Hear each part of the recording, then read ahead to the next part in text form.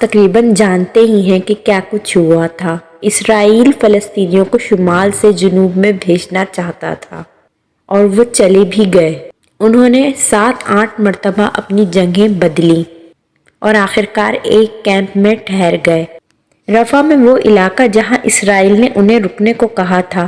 پھر جب وہ لوگ سو گئے تو ان کے خیموں کو انگاروں میں بدل دیا گیا۔ بتایا جاتا ہے کہ اس علاقے میں 8 راکٹ گرائے گئے اور مناظر انتہائی خوفناک تھا۔ ہمارے 45 فلسطینی بھائی اور بہنیں شہید ہوئے۔ زخمیوں کی تعداد بڑھتی چلی گئی اور شہداء کی تعداد بھی مسلسل بڑھ رہی تھی۔ کتنی عجیب بات ہے نا؟ انہوں نے کہا جنوب میں جاؤ، وہ محفوظ زون ہے۔ وہ محفوظ زون میں چلے گئے اور وہاں تم نے شہریوں معصوم لوگوں پر بمباری شروع کر دی، جیسے ہٹلر لوگوں کو کسی خاص جگہ جمع کرتا ہے اور وہاں ان کا اجتماعی قتل کرتا تھا۔ یہ بالکل ویسا ہی تھا جیسے لوگوں کو گیس چیمبر میں جمع کرنا۔ تم لوگوں کو ایک مخصوص جگہ جمع کرتے ہو، کہتے ہو کہ یہ محفوظ زون ہے۔ انٹرنیشنل کمیونٹی بھی یہی کہتی ہے یہ محفوظ زون ہے، اور پھر محفوظ زون کہلانے والی اسی جگہ پر جہاں معصوم لوگ جمع ہو جاتے ہیں تو تم انہیں قتل کرنا شروع کر دیتے ہو۔ کیا ہوا تھا؟ کیا راکٹس غلطی سے وہاں گر گئے؟ 8 راکٹس، کیا وہ سارے غلطی سے چلے گئے؟ اتنی ایڈوانس ٹیکنالوجی کا مالک اسرائیل جیسا ملک، بالکل صحیح مقام پر بمباری کی صلاحیت رکھنے والا ملک، کیا یہ سب غلطی سے ہو گیا؟ نہیں، شروع میں یہ وضاحت دیتے رہے کہ اسرائیل اپنا دفاع کر رہا ہے، مگر اب یہ خون ریزی اتنی بڑھ گئی ہے کہ یہ اجتماعی نسل کشی بننے لگی ہے۔ اب اس کی یہ وضاحت نہیں چل سکتی۔ ذرا تعداد تو دیکھیے، 15,239 بچے شہید ہو چکے ہیں، 10,093 عورتیں شہید ہو چکی ہیں، سب ملا کر 35,984 لوگ شہید ہو چکے ہیں، 80,643 زخمی ہیں اور بے شمار ناقابل تصور اذیتوں سے دوچار ہیں۔ جو شہید نہیں ہوئے وہ بھی جیتے جی مر رہے ہیں۔ اگر آپ کا جاننے والا ہر شخص مر چکا ہو تو کیا آپ اس اذیت کے ساتھ جی سکتے ہیں؟ ان مظلوموں کی آہیں بہت سنگین نتائج لائیں گی۔ کیا وہ مسلمان جو با اختیار ہیں مگر اسے روکنے کے لیے کچھ نہ کیا؟ سمجھتے ہیں کہ ہم نمازیں پڑھتے ہیں، ہم نے روزے رکھے، بس جنت ہمیں مل گئی۔ ہمارا مذہب اس طرح کا نہیں ہے۔ کیا آپ نے کبھی رسول اللہ صلی اللہ علیہ وآلہ وسلم کی زندگی کو پڑھا ہے؟ دیکھیے کہ ہمارے پیغمبر اپنی زندگی میں کتنے رحم دل تھے۔ آپ اس بچے کے گھر تشریف لے جاتے جس کا پرندہ مر گیا تھا، اسے تسلی دیتے۔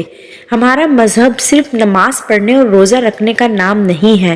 ہاں، یہ فرض اور لازمی عبادتیں ہیں، مگر آپ یہ نہیں کہہ سکتے کہ میں نے نماز پڑھ لی اور روزے رکھ لیے، سب ٹھیک ہے، اب میں جو چاہوں کروں اور جو لوگوں پر زیادتی کروں وہ بھی کروں۔ آپ یہ نہیں کر سکتے۔ مڈل ایسٹ میں بہت سے لوگ ہیں، بہت سے لیڈرز، بہت سی اثر انگیز شخصیات ہیں، سب نے ہی اپنا ری ایکشن دکھایا اور خیالات کا اظہار کیا ہے، جبکہ یہ لوگ اس طرح سے سوچتے ہیں ہمارا عہدہ چھن گیا ہے، خود کو خطرے میں ڈالنے کی کیا ضرورت ہے، اور تم پہلے ہی مر چکے ہو۔ اگر اسرائیل تمہیں قتل کر دے یا مار دے تو کیا ہو جائے گا؟ کیا فرق پڑ جائے گا؟ تم پہلے ہی مردہ ہو، جیسے گلی کوچوں میں جانور پھرتے ہیں۔ یہ کتے اور بلیاں جو تم دیکھتے ہو، ان کی قدر بھی تم نے کہیں زیادہ کی ہوگی۔ تم مردہ ہو، جانوروں کی سطح سے بھی نیچے، ایک نئی سطح ایجاد ہوئی ہے، تم پہلے ہی اسی سطح پر ہو۔ تم زندہ ہو یا نہ رہو، اس سے کیا فرق پڑے گا؟ سالوں بعد جب تمہارے پوتے پوتیاں تم سے پوچھیں گے دادا آپ نے اس وقت کیا کیا تھا جب وہ نسل کشی ہو رہی تھی، جیسے فلسطینی نسل کشی کہتے ہیں، اسپتال میں بمباری، ہزاروں بچے مر گئے، آپ نے اس وقت کیا کیا؟ کیا آپ نے انہیں روکنے کی کوشش نہیں کی؟ کیا آپ کہہ دیں گے ہاں میں نسل کشی کو روک سکتا تھا، یا اس کے بارے میں کچھ کہہ دیں گے میں ایک اسٹینڈ لے سکتا تھا، مگر میں نے نہیں کیا، میں خوفزدہ تھا، میں ایک بزدل کی طرح سہما ہوا تھا، مجھے ڈر تھا میرا عہدہ نہ چھن جائے یا میری مالی فائدے کھو جائیں گے۔ یا چلیں ایک اور طرح کا لوگوں کا گروپ لیں جو اس صورتحال میں خاموش رہے۔ ہاں ان کے پاس اختیار نہیں ہے، مگر انہیں یہ بتانا چاہیے کہ وہ کس کی سائیڈ ہیں، کس طرف ہیں۔ کیا ہم پر صرف نماز اور روزے کی ذمہ داری فرض ہے جس کا آخرت میں فیصلہ ہوگا؟ صرف ظالموں کا ہی حساب نہیں ہوگا، ظلم پر راضی رہنے والوں کا بھی حساب لیا جائے گا۔ دین صرف عبادت کا ہی نام نہیں ہے۔ اگر آپ اس طرح سوچتے ہیں تو آپ نے اس مسئلے اس دین کو مکمل غلط سمجھا ہے۔ ایسے لوگوں کا گروپ بھی ہے جو کہتے ہیں کہ ان مسائل سے میرا کوئی تعلق نہیں ہے۔ میں نے ایسے سروے دیکھے جب پوچھا گیا اسرائیل میں جو کچھ ہو رہا ہے اس بارے میں آپ کیا خیال کرتے ہیں، فلسطین میں جو کچھ ہو رہا ہے اس بارے میں آپ کیا خیال کرتے ہیں، تو کچھ لوگ کہتے ہیں کہ یہ میرا مسئلہ ہی نہیں ہے، مجھے پرواہ نہیں ہے۔ ایسے بھی ہیں جو کہتے ہیں اس مسئلے پر میں نیوٹرل ہوں۔ بہرحال اسرائیل کو سپورٹ کرنے والے لوگوں کی تعداد میں بہت زیادہ کمی آئی ہے کیونکہ ظلم اب انتہائی بڑا اور خوفناک بن چکا ہے۔ یہ سب دیکھنے کے بعد آپ ایسے نیوٹرل رہ سکتے ہیں؟ کیسے آپ کو پرواہ نہیں؟ کیا بچے تمہارے مذہب کے نہیں؟ اس لیے دیکھو وہاں ایک بچہ مرا، 5 بچے مرے، 10 بچے مرے، 1000 بچے مرے، 1500 بچے مر گئے، تمہیں پرواہ نہیں۔ اگر ایک انسان کی حیثیت سے بچوں کی موت آپ کے ضمیر کو نہیں جھنجھوڑتی تو چاہے آپ کو اس کی خبر نہیں، لیکن آپ اندر سے سڑ چکے ہیں۔ آپ اپنے فائدوں اور آسائشوں کے غلام بن چکے ہیں۔ جس چیز میں آپ کا کوئی فائدہ نہیں ہوتا آپ اس کے بارے میں ایک لفظ نہیں کہتے۔ جب 7 اکتوبر کے واقعات ہوئے تو انہوں نے اسے یہ رنگ دیا کہ یہ سب حماس نے کیا ہے، وہ مانسٹرز، اسرائیل کو اپنے دفاع کا حق ہے، اور اسی طرح کی باتیں کی۔ انہوں نے اسے اپنا بنا کر پیش کیا کہ کسی کو بھی شروع میں مسئلہ سمجھ نہ آ سکے، مگر اب مسئلہ بہت واضح ہے، لہٰذا ہمیں اپنے سارے تعصبات ایک طرف رکھنے ہوں گے اور اس مسئلے پر ایک ہونا ہوگا اور ایک عوامی رائے پیدا کرنی ہوگی جو امریکی شہری ہیں۔ کیا آپ کو احساس ہے آپ کی سپورٹ کے بغیر اسرائیل ان بچوں کو، معصوم فلسطینیوں کو قتل نہیں کر سکتا؟ مطلب آپ کی خریدی ہر چیز میں ٹیکس بھی شامل ہوتا ہے، اور امریکہ کے سربراہ یہ ٹیکس کی رقم لے کر کہتے ہیں ہم اسرائیل کو سپورٹ کرتے ہیں۔ اعداد شمار میں موجود ہے، وہ چھوٹی موٹی امداد نہیں بلکہ کئی بلین ڈالرز لے رہے ہیں۔ اگر امریکہ انکار کر دے تو یہ نسل کشی ختم ہو جائے گی۔ ہاں آپ کی نیتیں اچھی ہو سکتی ہیں، آپ نہیں چاہتے ہوں گے ایسا ہو، مگر حقیقت یہی ہے کہ آپ کے ٹیکسز کے بغیر یہ سب نہیں ہو سکتا تھا۔ یہ سب حالیہ واقعات میں انہیں اموات جو ہیں صرف 17 اکتوبر میں جو اس سے پہلے کئی سالوں میں وہاں جاری ہے۔ 35,000 لوگوں سے بھرا ہوا پورا اسٹیڈیم پچھلے 8 مہینوں میں زمین کے نیچے جا چکا ہے، صرف ان ظالموں کی وجہ سے۔ اس کے برعکس صورتحال کو سوچیں، 17 اکتوبر کو ایک واقعہ ہوا، تب اسرائیل نے ایک ہنگامہ کھڑا کر دیا اور دنیا کی رائے کو اپنے حق میں کر لیا۔ اس نے اس طرح کی باتیں بنائیں، ہمارے بچوں کے سر تن سے جدا کیے ہیں، عورتوں کا ریپ کیا ہے، عورتوں کی چھاتیاں کاٹ دی ہیں۔ لوگوں نے ان پر یقین کر لیا مگر کوئی ثبوت نہ تھا۔ پھر جنہوں نے یہ سب دیکھنے کا اقرار کیا تھا یہ کہنے لگے ہم مجبور تھے۔ ہاں دراصل ہم نے بچوں کو قتل نہیں کیا۔ اگر آپ نے رفح کی ویڈیوز نہیں دیکھی تو آپ بھی دیکھیے۔ جن لوگوں کے دل حساس ہیں وہ یہ بات نہ سنیں۔ ایک شخص اپنے جلے ہوئے بچے کو گلے لگا رہا ہے اور بچے کی ہڈیاں تک نظر نہیں آتی ہیں اور اس کا سر بھی غائب ہے۔ وہ شخص بائیں سے دائیں چکر لگاتا ہے، اسے نہیں پتا کہ وہ کیا کر رہا ہے۔ میں نے کوئلے کی طرح بس ایک جسم دیکھا جس کے بازو کٹے ہوئے تھے، وہ لوگ جن کی آنکھیں ضائع ہو گئی تھیں، لوگ جو تڑپ تڑپ کے مر رہے تھے۔ اب اس کے برعکس صورتحال کا تصور کریں، فلسطین اسرائیل پر حملہ کر رہا ہے اور 35,000 معصوم لوگوں کو قتل کر چکا ہے۔ فلسطینیوں نے 10,000 عورتوں کو قتل کر دیا اور 15,000 اسرائیلی بچے مار دیے۔ 15,000 اسرائیلی بچے۔ دراصل صورتحال کا تصور کریں، 7 اکتوبر کو انہوں نے ان واقعات کا بہانہ بنایا اور دنیا کی عوامی رائے کو اپنے حق میں کر لیا۔ مگر ذرا اس کے برعکس آپ نے سنا کہ کیا ہوا تھا؟ کیا آپ نے سنا فلسطین نے اسرائیل کے اسپتالوں پر بمباری کی؟ انہوں نے اسرائیلیوں کو جنوب میں جانے کا کہا ہو اور 2 ملین لوگوں کو زبردستی ان کے گھروں سے نکالا ہو۔ تمام اسرائیلی جنوب کی طرف گئے ہوں اور پھر انہوں نے ان کے خیموں میں راکٹ برسا دیے ہوں۔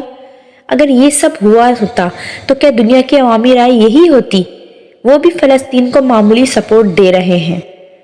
اس تصوراتی صورتحال میں کیا وہ اسرائیل کو معمولی سپورٹ دیتے ہیں؟ کتنی دلچسپ بات ہے، ہمارے پیغمبر صلی اللہ علیہ وآلہ وسلم کی ایک حدیث ہے۔ آپ صلی اللہ علیہ وآلہ وسلم نے فرمایا तुम मेरे से जो शख्स कोई बुराई देखे वो इसे अपने हाथ से रोके, अगर वो इसकी ताकत ना रखता हो तो अपनी ज़बान से इसे रोकने की कोशिश करे, और अगर वो इसकी भी ताकत ना रखता हो तो अपने दिल में इसे बुरा जाने, और ये ईमान का सबसे कमज़ोर दर्जा है। ये बताइए कि आप किसकी साइड हैं? जो हम कर सकते हैं वो करें। अगर आप पूछें कि इसराइल का इख्तिताम क्या होगा, क्या इन लोगों का हिसाब लिया जाएगा, तो ज़रूर लिया जाएगा। क्या ये इसी दुनिया में मिलेगा? ये भी हो सकता है, मगर चूंकि इन लोगों की उम्रें अब 40-50 साल हैं, लिहाजा 40-50 साल बाद ये सब ज़मीन के नीचे होंगे, ये जालिम और इनके जुल्म को सपोर्ट करने वाले, और वो जो इसे रोक सकते थे मगर नहीं रोका। सब फिक्र ना करें, 100% यकीन रखो, 50 साल बाद अल्लाह का इंसाफ इन लोगों का हिसाब लेगा। इन लोगों का ऐसा हिसाब लिया जाएगा, इन लोगों को ऐसी सज़ा दी जाएगी कि अपनी पूरी ज़िंदगियों में किया जाने वाला इनका जुल्म सितम उस अजाब के आगे कुछ भी नहीं होगा जो इन्हें दिया जाएगा। लिहाजा फ़िक्र ना करो, 100% यकीन रखो। इन 40-50 सालों में, हो सकता है 20 सालों में, ये लोग अल्लाह का इंसाफ देख लें, मजलूमों के हुकूक इनसे वापस मिल जाएं। ये 35,000 शहीद, हाँ, हमने मरने वाले इन बच्चों का गम है, मगर वो बच्चा अब क्या कहता है, मुझे दुनिया में खाने को रोटी नहीं मिली, मैं प्यासा था, मगर इस जन्नत में अब सब कुछ कितना खूबसूरत है। अल्लाह पर, रोज़े आखिरत पर हमारा यही ईमान है, और कुरान हमें यही बताता है। 15,239 बच्चे जो खुश हैं, हाँ वो बहुत खुश हैं।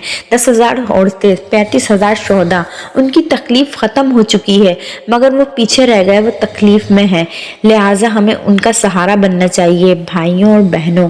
और इसराइल का अंजाम क्या होगा? क्या आपने ये जुल्म सितम वाकई ख़त्म हो जाएगा? हमारा रब सूरह अल इसरा की 4 और 8वीं आयत के दरमियान सवालात जवाब दे चुका है। इस आयत में अल्लाह फरमाता है, यहूदियों ने ज़मीन पर 2 मरतबा फसाद मचाया, और इस नतीजे में इन पर 2 मरतबा जालिम मुसल्लत हुए, जिन्होंने इनके शहर तबाह कर दिए और इन्हें घरों से निकाल दिया।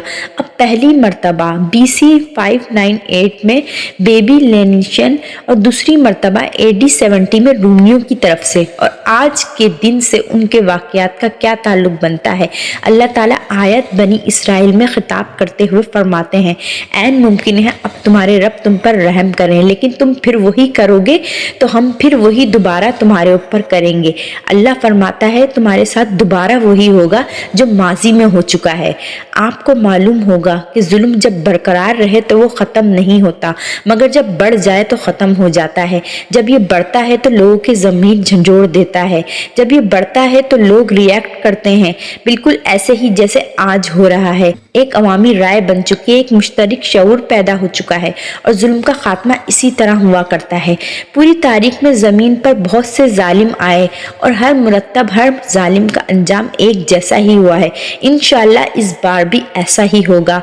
आए हम अपना किरदार अदा करें, आए हम अपनी साइड शो करें, अल्लाह इन जालिमों को बर्बाद करे इंशाअल्लाह।